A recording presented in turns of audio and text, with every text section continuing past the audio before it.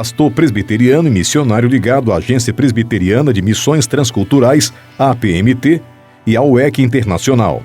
Atuou por 9 anos no Noroeste Africano, entre o povo Konkumba Bimonkempi, como plantador de igrejas e tradutor do Novo Testamento. É autor de 15 livros, entre eles Revitalização de Igrejas, Introdução à Antropologia Missionária e Comunicação e Cultura, edições Vida Nova. E com vocês, Ronaldo Lidório.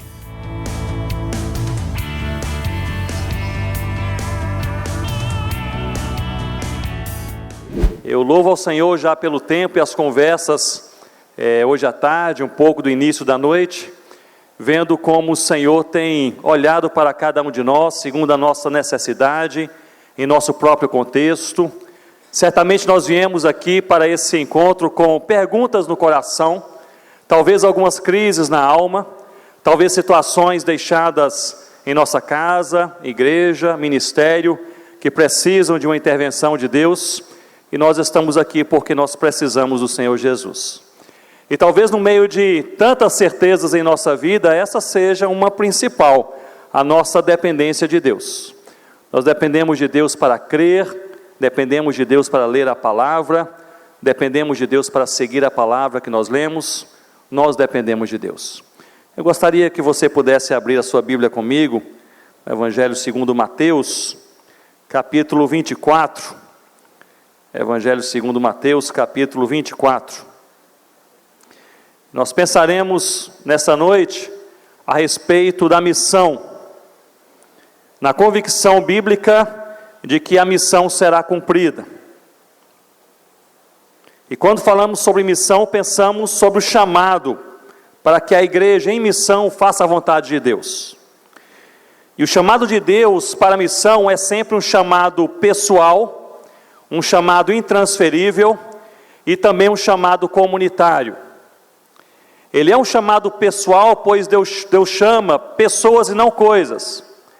Deus chama gente, não estruturas ou instituições, para que a sua vontade seja feita. O chamado de Deus também para a missão, ele é intransferível, porque você e eu não podemos e não conseguimos terceirizar, transferir aquilo que Ele coloca em nossas mãos, na nossa história, na nossa vida para ser feito. A agenda de Deus para você é para você. Os dons de Deus que Ele tem dado a você, Ele o fez e o deu a você. Mas esse chamado de Deus para a missão não é apenas pessoal e intransferível, mas ele também é comunitário. Pois Deus não chamou uma pessoa para cumprir a missão, Ele chamou toda a igreja. É por isso que é tão belo um encontro como este, pois nós estamos aqui várias denominações, pessoas de várias terras, de vários estados, várias cidades, de várias idades, e nós estamos aqui porque nós amamos o Senhor Jesus. Portanto, esse chamado de Deus pessoal, intransferível e comunitário, é um chamado para a sua igreja se envolver com a obra missionária, com a própria missão. Se você puder, fique de pé comigo nesse momento e nós leremos a palavra de Deus em Mateus capítulo 24. Mateus capítulo 24. Leremos a partir do verso 3.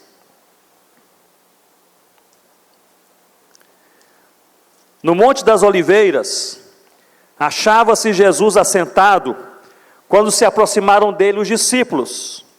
Em particular lhe pediram: dize-nos quando sucederão essas coisas, e que sinal haverá da tua vinda e da consumação do século.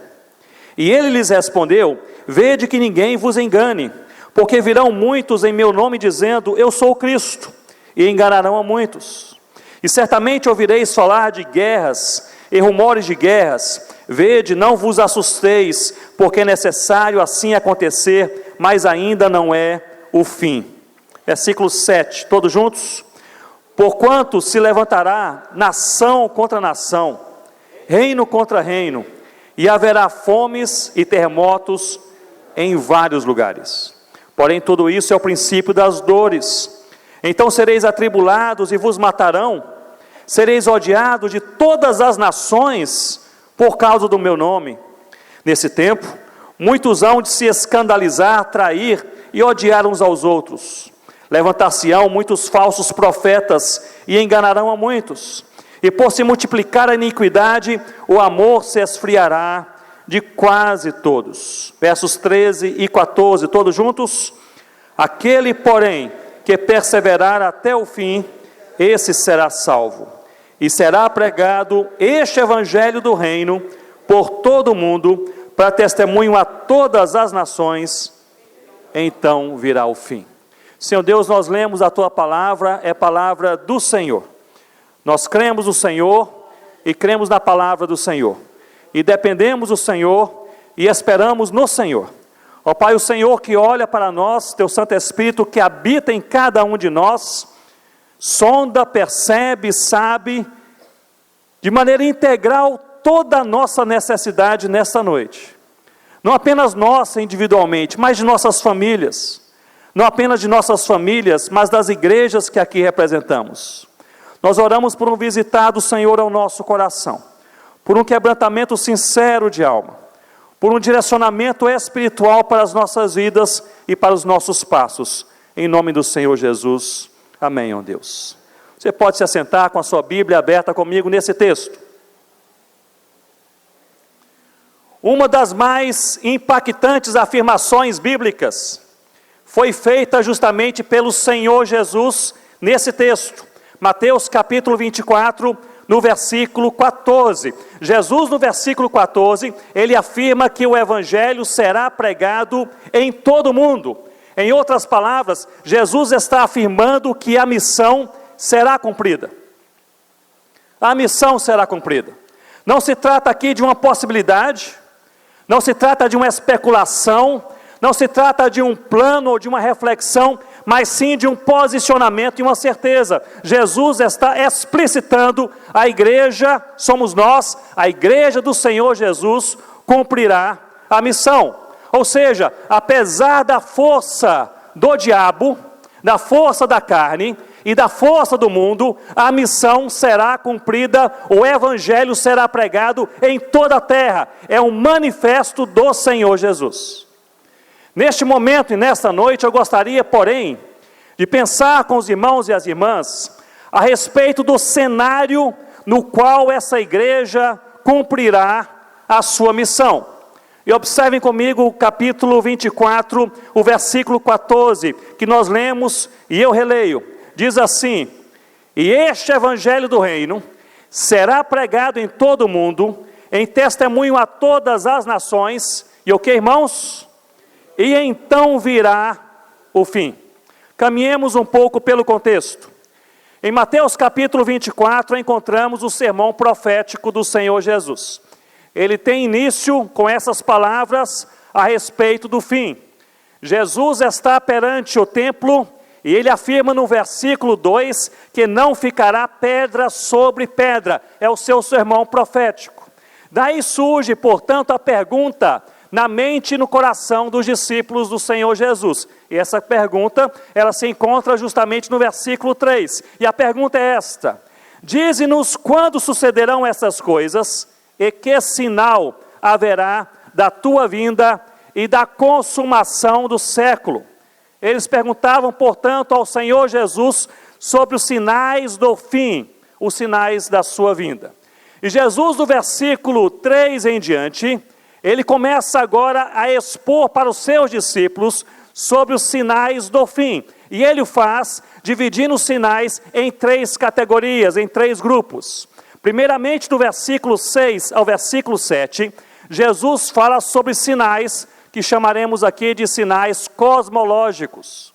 São coisas que acontecerão em toda parte. São coisas um pouco indefinidas sobre a própria geografia, a própria forma, mas sinais que estarão espalhados em todo o mundo. Versículos 6 e 7, ele fala que haverá guerras e rumores de guerras, nação contra nação, e reino contra reino, fomes e terremotos, e aqui diz o texto, em muitos lugares. São sinais cosmológicos, que se espalharão e se manifestarão em toda a terra. Do versículo 9 ao versículo 12, Jesus apresenta um segundo grupo de sinais. Primeiramente, ele falou sobre sinais cosmológicos, mas agora ele trata de sinais eclesiológicos, coisas que irão acontecer especificamente com a sua igreja. Observem comigo que no versículo 9, até o discurso de Jesus muda e passa a ser um discurso direto, face a face, olhos nos olhos. Jesus olha para os discípulos da sua igreja e começa a dizer, a partir do verso 9, então sereis atribulados e vos matarão, sereis odiados de todas as nações por causa do meu nome. E ele acrescenta, muitos hão de se escandalizar, trair e odiar uns aos outros, meus irmãos e minhas irmãs, na igreja. Levantar-se-ão muitos falsos profetas, na igreja. A iniquidade se esfriará de quase todos, na igreja. E o amor, aliás, a iniquidade se multiplicará e o amor esfriará de quase todos.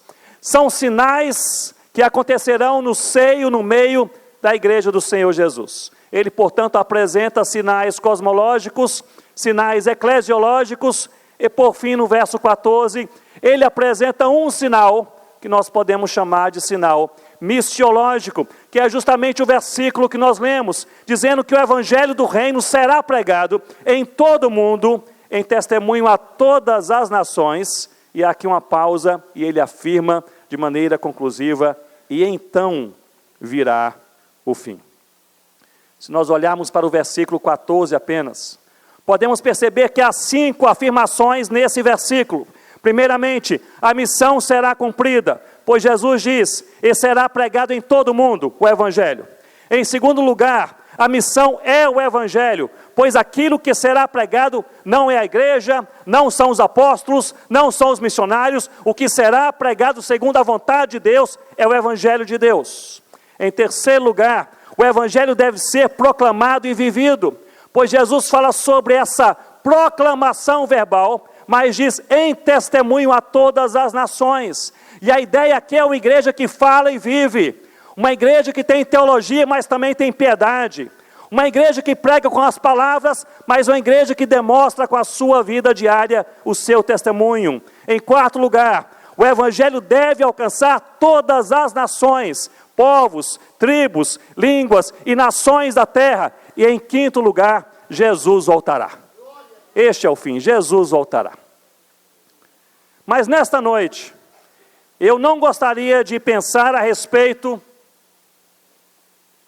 de como a igreja cumprirá a missão, mas sim a respeito do cenário no qual essa igreja se encontrará para cumprir a sua missão.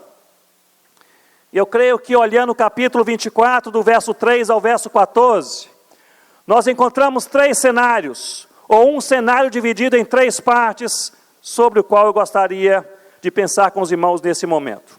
Em primeiro lugar, creio que fica claro que a igreja viverá em um mundo em caos. E esta é parte do cenário.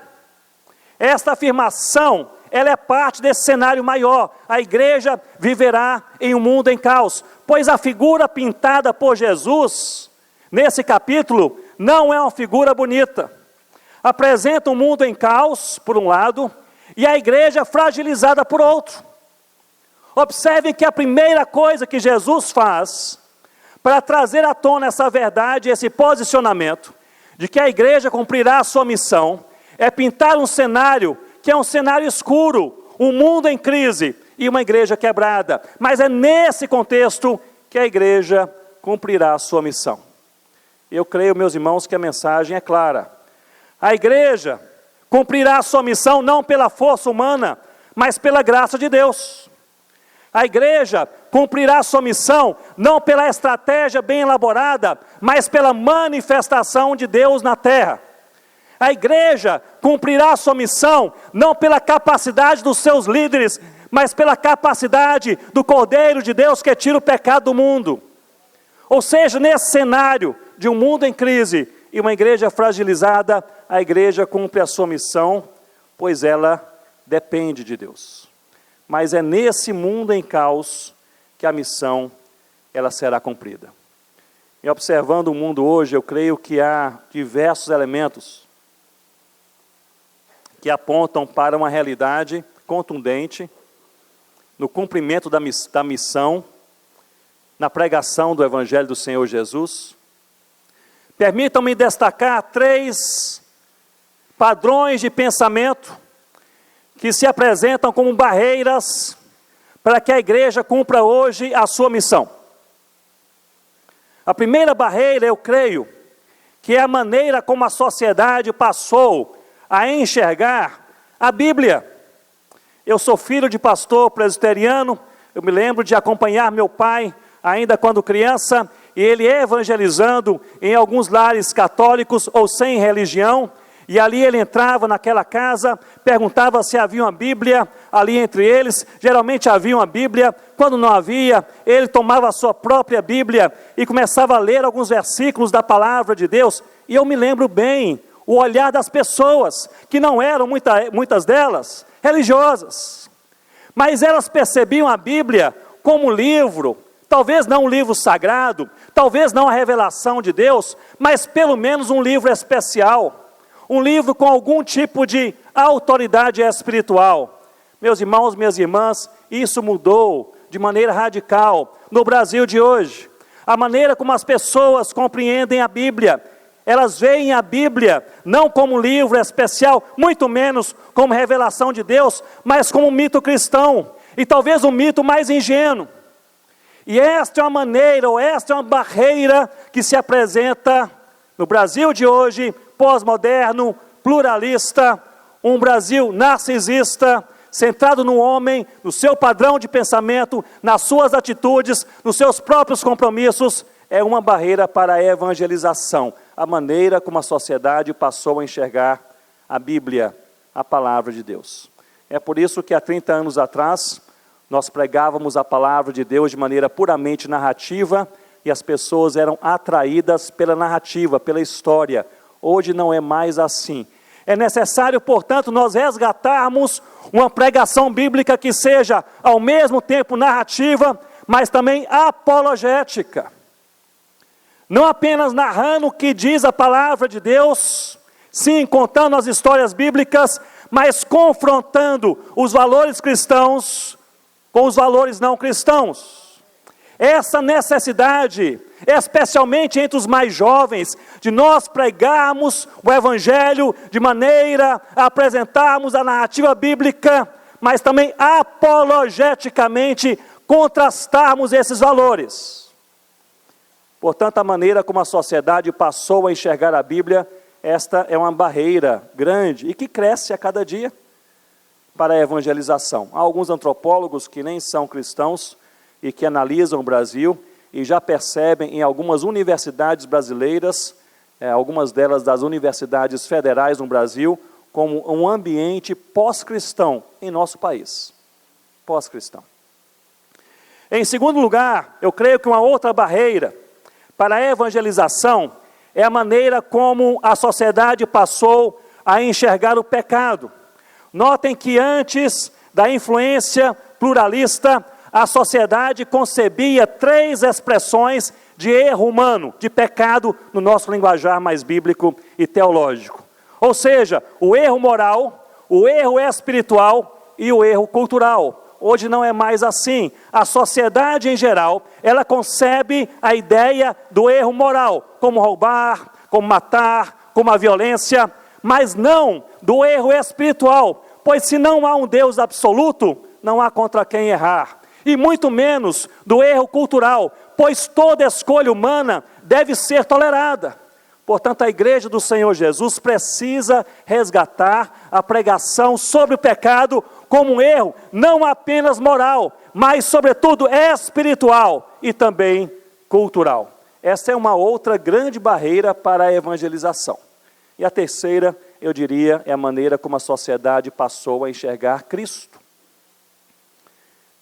Mesmo a sociedade pós-cristã europeia, ela não nega a importância de Cristo. Jesus é um bom caminho, dentre muitos caminhos, pensam eles. O que a sociedade rejeita não é Cristo, mas é a singularidade de Cristo. O que a sociedade diz não é que Cristo não seja um bom caminho, mas que não é o único caminho. Portanto, nós estamos em uma esfera, em um momento da nossa cultura, da nossa nação, que nós, como igreja do Senhor Jesus, precisamos resgatar a pregação da palavra de Deus como revelação de Deus para toda a humanidade. Precisamos resgatar a pregação sobre o pecado como erro, não apenas moral, mas também cultural e, sobretudo, espiritual. E precisamos resgatar essa concepção bíblica verdadeira de que Jesus Cristo não é um caminho, não é uma ideia, não é uma proposta, é o único caminho entre Deus e os homens. É justamente nesse resgate de uma pregação cristocêntrica e bíblica que nós iremos dialogar com esse mundo com a pregação da palavra de Deus que impacta o coração e chama cada um para crer naquilo que o Senhor propõe para o seu povo. Somente o Senhor Jesus. Somente o Senhor Jesus. Perante esse mundo em caos, a igreja do Senhor Jesus precisa ser fortalecida. Eu partilhei hoje à tarde e cheguei a mencionar que na teologia paulina nós encontramos pelo menos 7 práticas espirituais, atitudes espirituais que fortalecem a igreja do Senhor Jesus. Se lermos as cartas paulinas, bem como o relato no livro de Atos, nós veremos que há 7 práticas destacadas por Paulo, que são as mais repetidas, que fortalecem o corpo do Senhor Jesus, a igreja do Senhor Jesus, em um mundo em caos, em um mundo em crise. A primeira é a palavra, é a leitura e meditação na palavra de Deus. A segunda é a adoração, é reconhecer quem Deus é e o que Ele fez por nós, seja uma adoração individual ou coletiva, privada ou pública. A terceira é a comunhão, é caminhar com aqueles que amam e seguem o Senhor Jesus. A quarta prática é a oração, é ter uma vida de diálogo com o Pai em nome do Filho Jesus Cristo. A quinta é a santidade, é uma busca intensa e intencional por uma vida pura que agrada a Deus. A sexta são as boas obras, é chorar com quem chora, é abraçar e socorrer o aflito e necessitado. E a sétima, a evangelização, abrir a nossa boca e falar quem é Deus e o que Ele fez por nós. Portanto, a igreja do Senhor Jesus, que vive em um mundo em caos, precisa ser fortalecida por meio da palavra, da adoração, da comunhão, da oração, da santidade, das boas obras e da evangelização. Nós não podemos deixar de lado os instrumentos de Deus para edificar o seu povo, a fim de caminharmos neste mundo mau. Precisamos da força do Senhor. Me lembro que, vários anos atrás, eu estava participando de um congresso no sul da França, um local onde há poucos cristãos evangélicos, igrejas bem pequenininhas, e a cada 2 anos eles fazem o encontro das igrejas evangélicas ali, e ali com talvez 80 pessoas, 90 pessoas no máximo. E ali então eles estudam a palavra de Deus na sexta, sábado e domingo à noite. Eu tive o privilégio de estar ali com eles, pregar a palavra nesses dias. Eu não falo francês, então eu tive que orar e esperar que eles pudessem encontrar um bom intérprete do inglês para o francês, e encontraram um tradutor assim perfeito. Era um rapaz, era um jovem, estudante de teologia, que amava a pregação bíblica e era fluente em inglês e também em francês. E ali a cada tarde, antes de pregar, eu passava com ele as minhas notas, e ele ali praticava, tirava algumas dúvidas, pedia que eu falasse algumas partes do sermão, e eu assim fazia, ele repetia ali em francês, e a gente então organizava bem a pregação da noite. Assim aconteceu sexta, assim aconteceu sábado, e tudo ia muito bem. No domingo, seria o final daquele congresso, e o momento em que haveria o maior número de pessoas, pois as igrejas estariam todas reunidas ali naquele momento. Antes de começarmos o culto, o coordenador daquele congresso, ele me procurou e disse: Ronaldo, tivemos aqui um imprevisto, recebemos uma mensagem que o tradutor não poderá comparecer. E nós estamos à procura de uma outra pessoa assim, de última hora. estou enviando aqui mensagens, WhatsApp para várias pessoas e grupos, para ver se alguém se voluntaria. E ele olhou na minha frente e disse: alguém se voluntariou, é uma senhora. Ela disse que já está chegando, graças a Deus, deixe-me ver sobre ela. Ah, pois bem, ela já trabalhou com tradução há cerca de 30 anos atrás.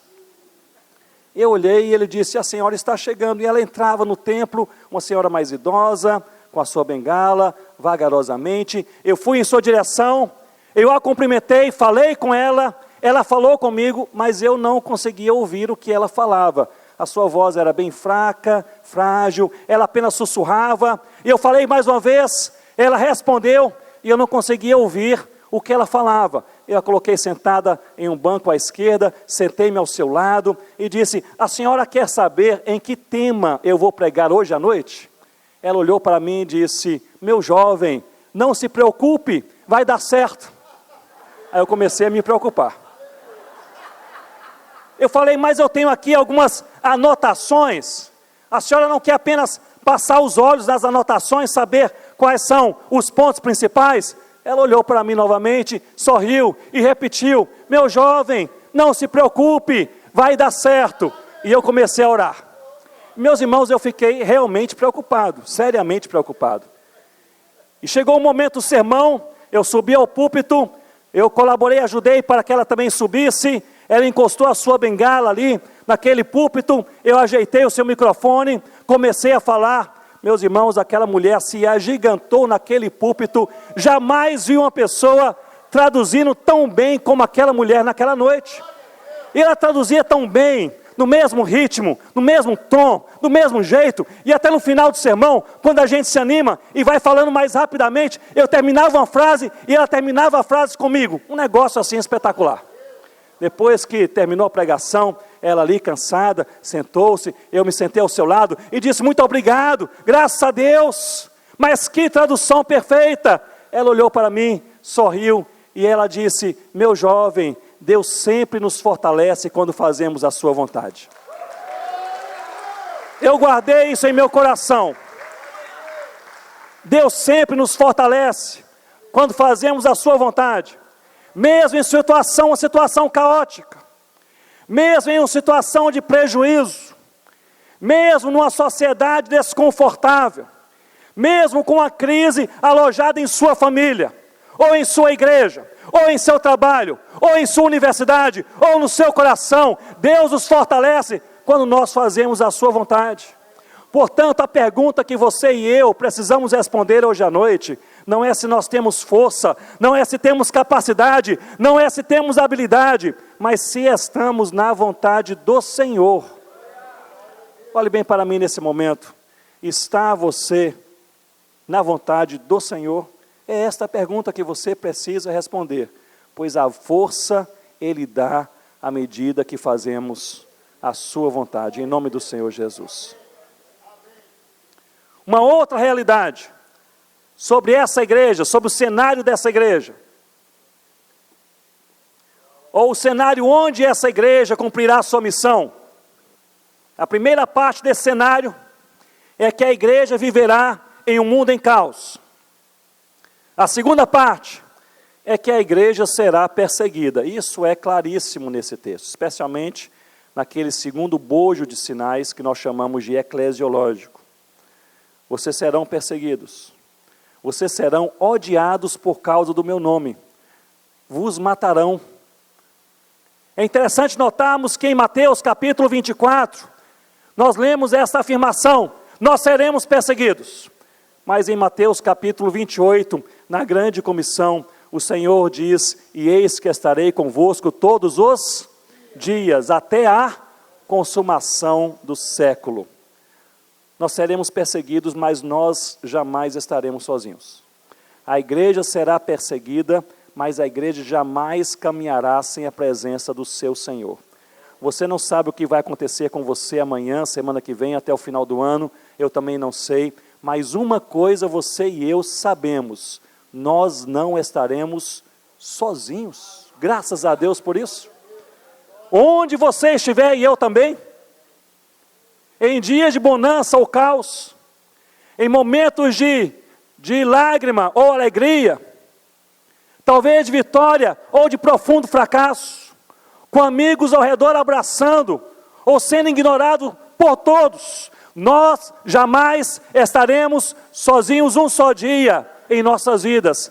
Ele assim prometeu, nós seremos perseguidos, mas nós não caminharemos sozinhos.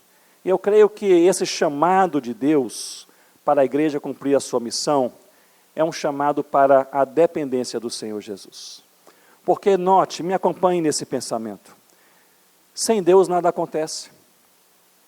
Nós podemos nos organizar, podemos trabalhar, podemos ler 150 livros sobre revitalização de igrejas, participar de todos os congressos aqui, sermos assíduos em todos os seminários, prepararmos os melhores sermões, podemos fazer jejum e oração.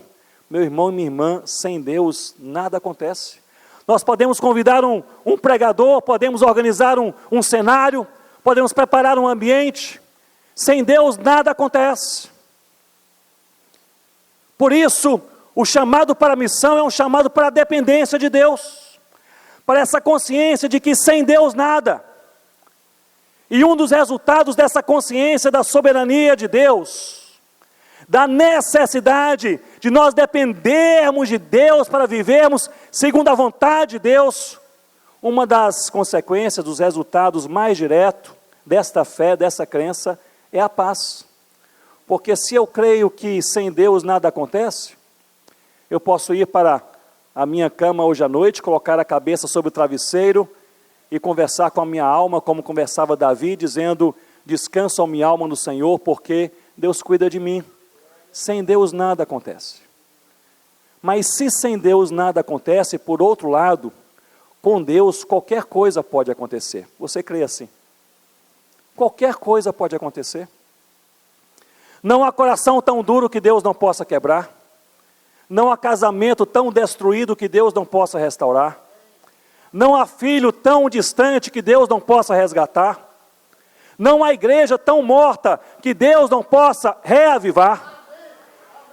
Não há tribo tão distante que Deus não possa alcançar. Se sem Deus nada acontece, com Deus qualquer coisa pode acontecer. Portanto, crer em um Deus soberano, que controla a história, que controla a nossa vida, que é o Senhor de todas as coisas, e que chamou você e a mim para cumprirmos a sua missão, não com o nosso poder, não com a nossa autoridade, mas com o poder do eterno, do Deus supremo, é descansar em Deus e ter expectativa de Deus. Eu creio que são esses os dois elementos, os dois resultados diretos, quando nós cremos em um Deus soberano. Nós passamos a ter mais a paz de Deus e ter mais esperança em Deus.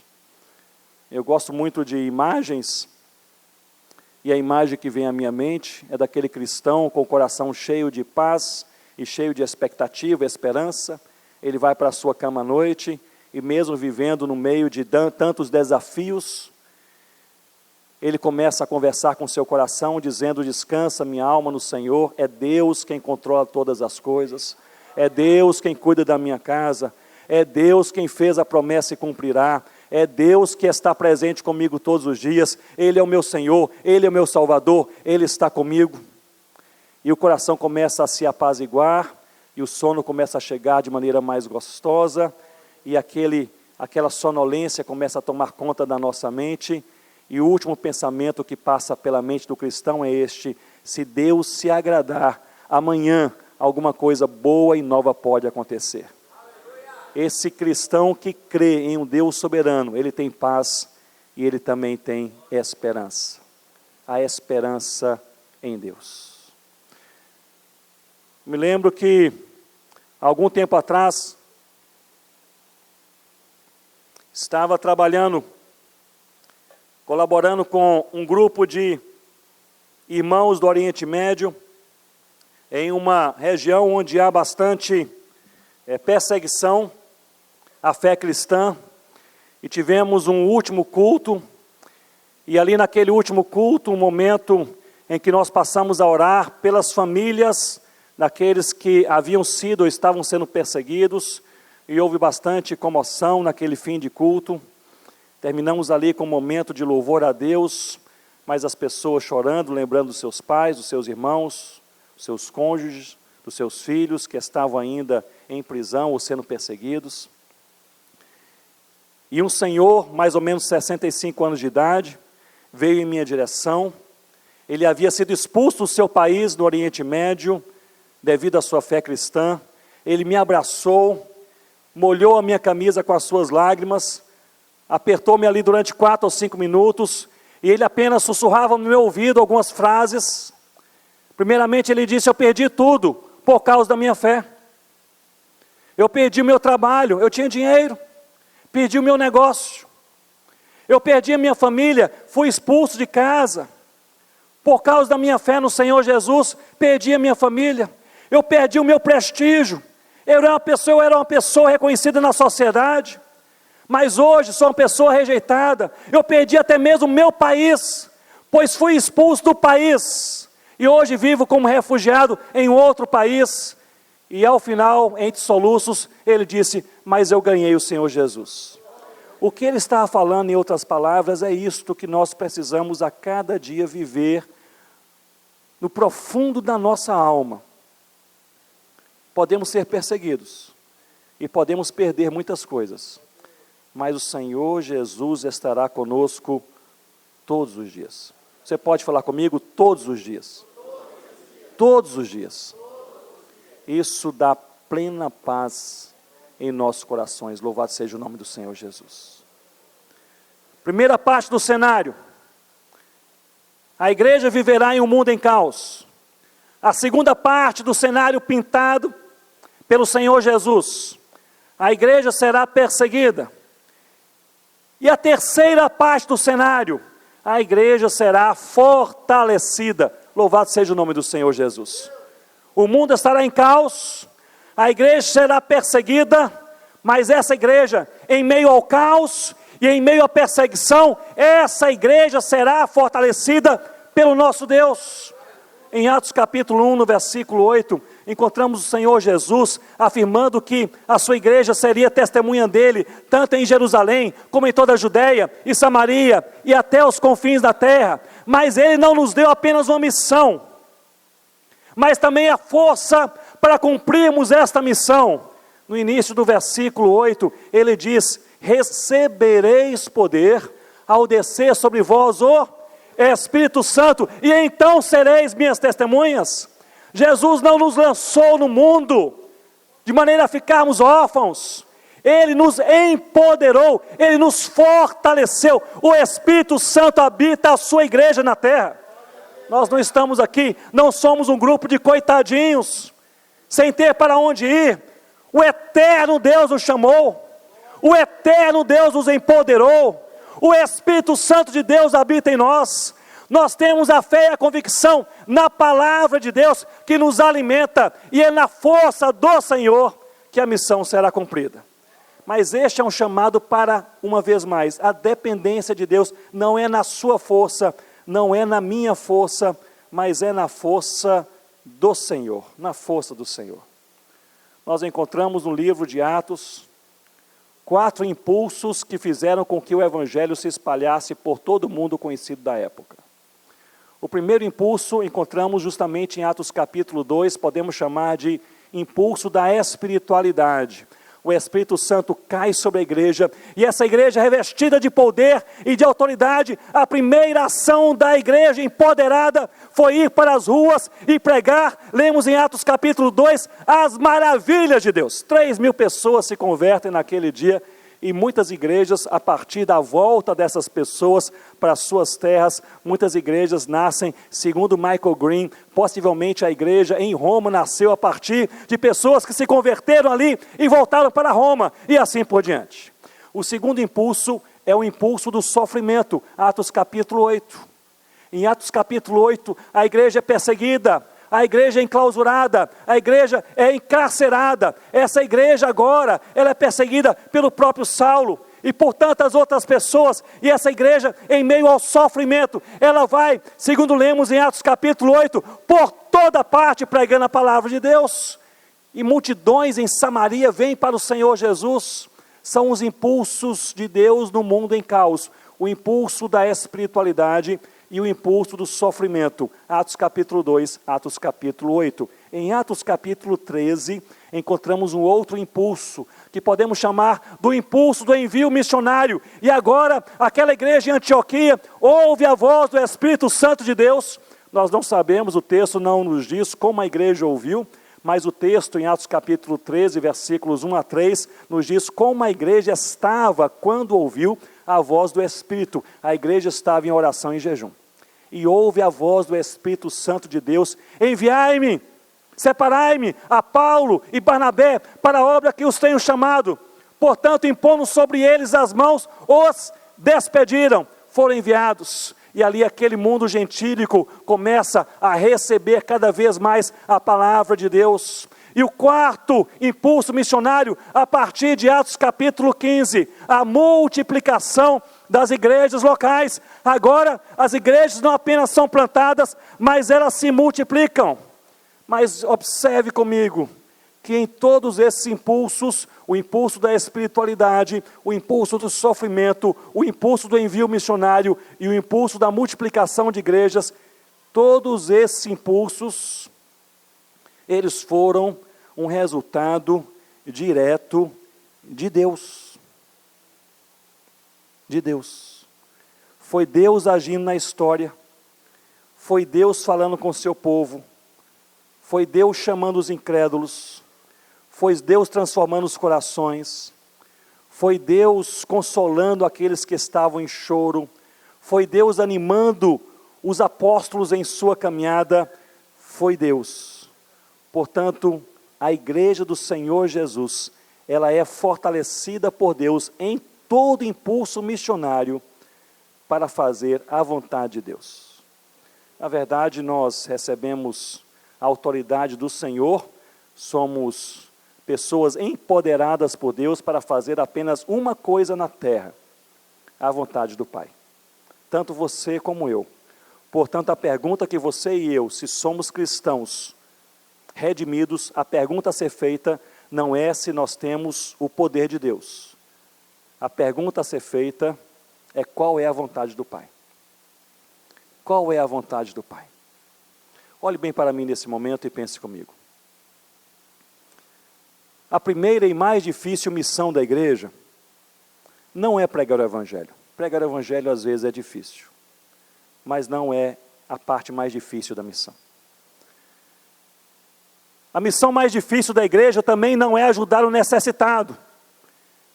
É uma parte difícil, o envolvimento com aquele que chora, com aquele que tem um conflito, com aquela sociedade quebrada. Mas não é a parte mais difícil. A parte mais difícil da missão não é pregar o Evangelho, nem ajudar o necessitado. A parte mais difícil da missão é morrer. É chegar ao ponto de dizer, já não sou eu quem vive, mas Cristo vive em mim. Essa é a parte difícil. A parte difícil não é sair daqui para fazer lá fora. A parte difícil é ter um verdadeiro quebrantamento de coração, dizendo, Senhor Deus, eu coloco em tuas mãos o meu desejo, a minha preferência, o meu orgulho, o meu ego, as minhas ideias preconcebidas. Eu estou disposto e desejoso de fazer a tua vontade. Esta é a parte mais difícil da missão, é nós morrermos para nós mesmos.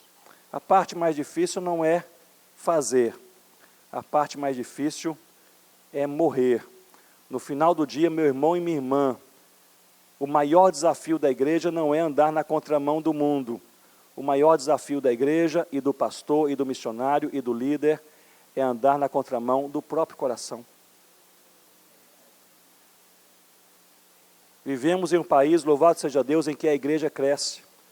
Mas como cresce essa igreja? Muitas vezes em raias de competição. Muitas vezes em raias de desamor.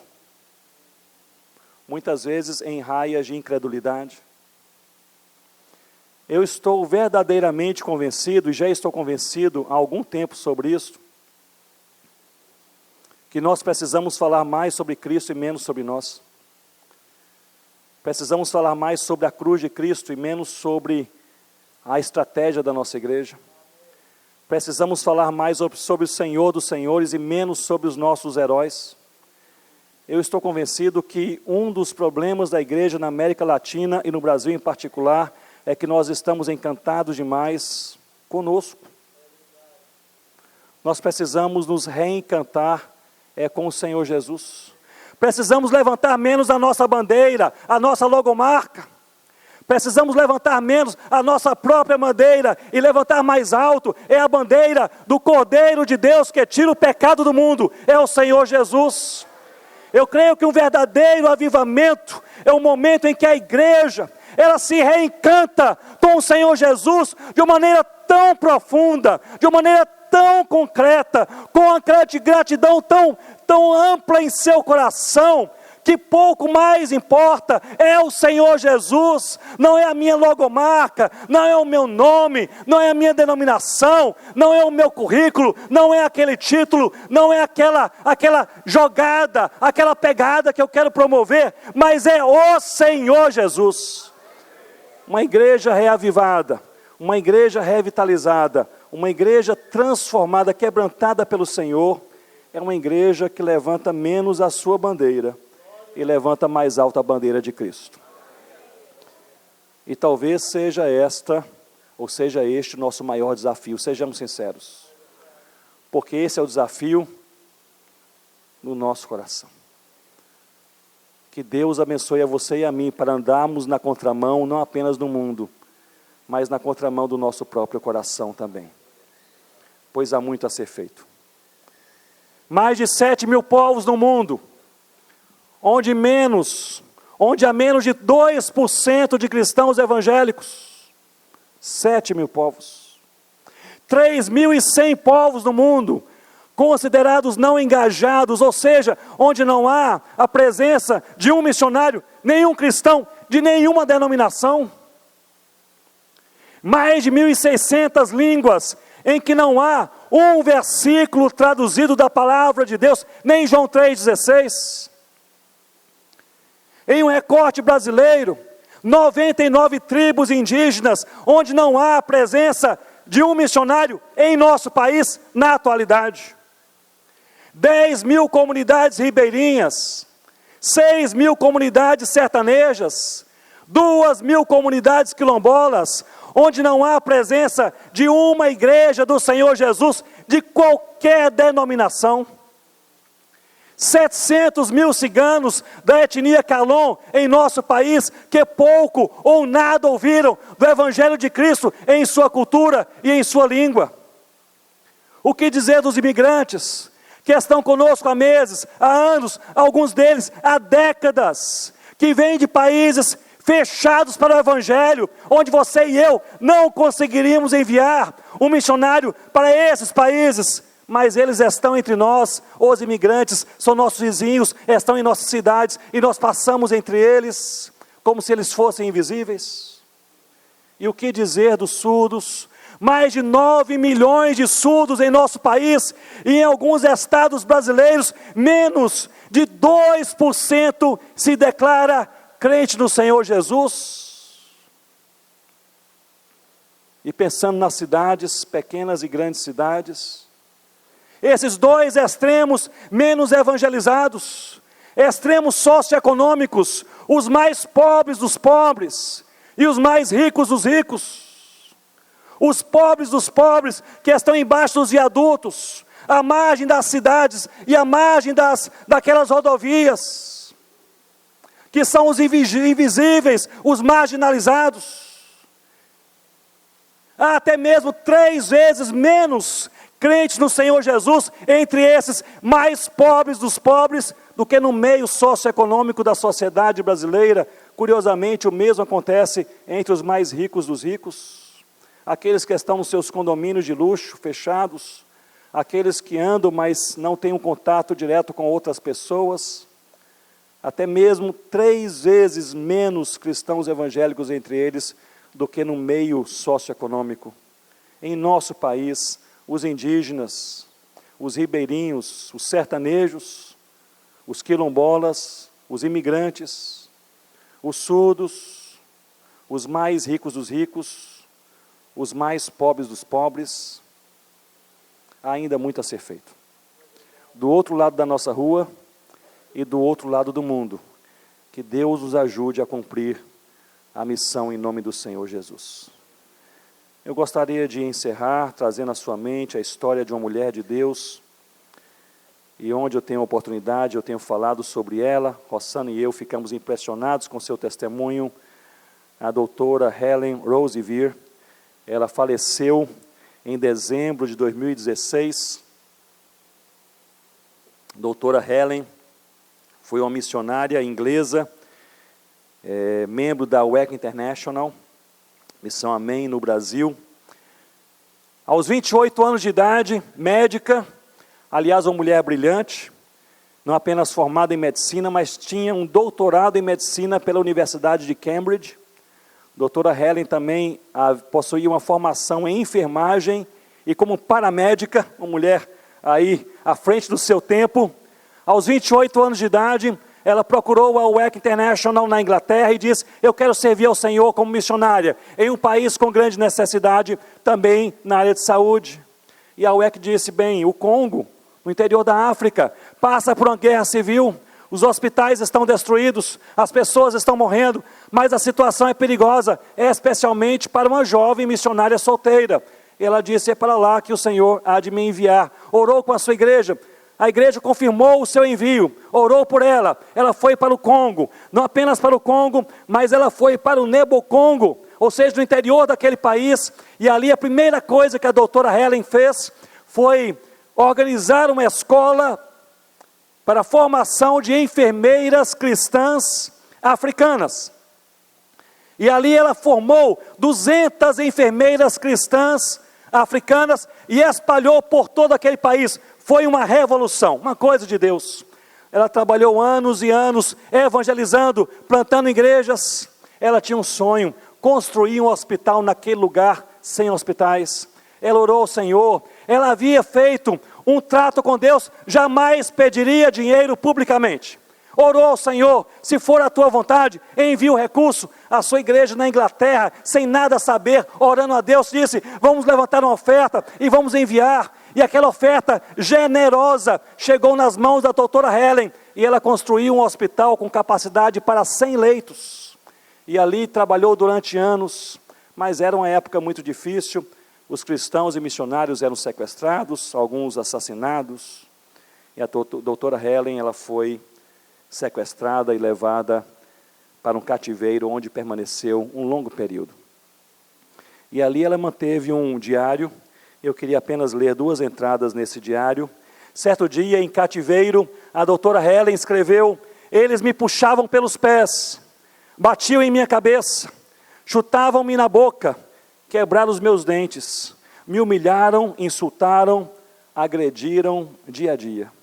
Outro dia, ela escreveu: em uma das noites, o horror ultrapassou todos os limites, e eu fui violentamente abusada sexualmente. Senti que Deus havia me abandonado. Dias depois, ela escreve: logo depois, senti uma impressionante presença de Deus que me dizia: Helen, estes não são seus sofrimentos, são os meus. E o Senhor Jesus me encontrou com braços abertos, indizível amor. Seu conforto foi total e eu entendi que o seu amor me era suficiente. A doutora Helen foi liberta do cativeiro, voltou para a Inglaterra, permaneceu quase 1 ano hospitalizada e em tratamento, ossos quebrados, dentes quebrados, trauma na alma. 1 ano depois, estava reabilitada, voltou para a missão e disse: quero retornar para o Congo. A missão disse: nós não a enviaremos, a situação está pior. E ela disse: ali é o lugar que Deus me quer nesse momento. Voltou para a sua igreja local, orou com os pastores e líderes, eles confirmaram, foi enviada para o Congo. Lá chegou, para sua decepção, aquele hospital construído com capacidade para 100 leitos, havia sido totalmente destruído. Ela ali se angustia em seu coração e faz uma oração a Deus: Senhor, não falarei publicamente, se o Senhor quiser, se o Senhor quiser. A sua igreja, sem nada saber ainda, as cartas demoravam para ir e lá chegar. Levanta uma oferta, mais de 2 vezes, maior do que a primeira, e envia para Helen. Ela reconstrói aquele hospital com capacidade agora para 250 pessoas, constrói uma maternidade e inaugura uma escola de paramédicos. Ela deixou, depois de décadas ali trabalhando, deixou o Congo. Antes de falecer, ela escreveu um artigo para missionários, pastores e líderes, e eu queria ler apenas a última parte deste artigo, e assim nós encerraremos. A doutora Helen assim diz: meus irmãos e minhas irmãs, o problema é quando não queremos só Jesus. Queremos Jesus e mais alguma coisa. Queremos Jesus, mas queremos a popularidade. Queremos Jesus, mas queremos também o sucesso. Queremos Jesus, mas queremos os aplausos. Queremos Jesus, mas fazemos questão do reconhecimento. Queremos Jesus, mas queremos ser os primeiros e queremos ser os melhores. Não, meus irmãos, não, minhas irmãs, nós devemos desejar somente Jesus. E talvez esta seja a parte mais difícil da missão. Vamos orar? Curva a sua cabeça. Olha ao Senhor comigo nesse momento. Talvez você tenha algo específico em seu coração, em sua vida, ou em seu ministério, que você precisa, deseja colocar perante o Senhor nesse momento.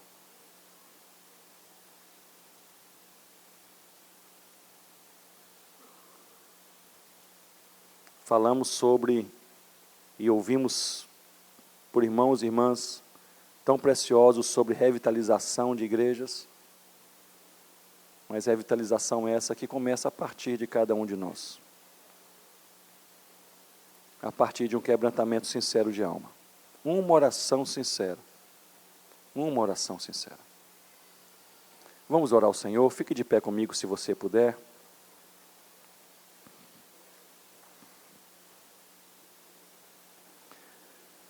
Senhor Deus, nós louvamos ao Senhor, porque o Senhor é o nosso Deus, sem merecermos, sem capacidade que temos. O Senhor olhou para nós, o Senhor nos chamou, o Senhor nos transformou, aqui estamos, nós pertencemos ao Senhor. Lendo, Senhor Deus, a Tua palavra nesse texto, vemos que a figura não é bonita, não é fácil. Um mundo em caos, uma igreja fragilizada, mas no meio de tudo isso, o Senhor faz com que a Tua igreja cumpra a missão. Louvado seja o nome do Senhor Jesus. Nos resta, portanto, neste fim de noite, apenas rogar ao Senhor que o Senhor possa nos fortalecer na palavra, na adoração, na comunhão, na oração, nos fortalecer na santidade, nas boas obras, na evangelização. Mas a minha oração, Senhor Deus, pelos nossos corações, é que o Senhor nos ajude a chegar ao ponto em que podemos sinceramente dizer: já não sou eu quem vive, mas Cristo vive em mim. Nos ajude, ó Deus, a nós verdadeiramente andarmos não apenas na contramão do mundo, mas na contramão do próprio coração. Nos ajude, Senhor Deus, a nós fazermos as coisas certas, mas também com as motivações certas. Retira, Senhor Deus, nossa vida, trabalho, ministério ou igreja das raias de competição em nome do Senhor Jesus. Retira, Senhor Deus, qualquer desejo de autopromoção, a vaidade, o orgulho, a soberba, em nome do Senhor Jesus. Ó Pai, que em nossa vida, em nosso ministério, a bandeira tremulada, bem alto, seja a bandeira do Senhor e não a nossa. Ó Pai, no meio de tudo isso, ajuda-nos a cumprir a missão, a viver o Evangelho, a pregar o Evangelho, até que o Senhor Jesus volte. É a nossa oração sincera, em nome do Senhor Jesus. Amém, ó Deus.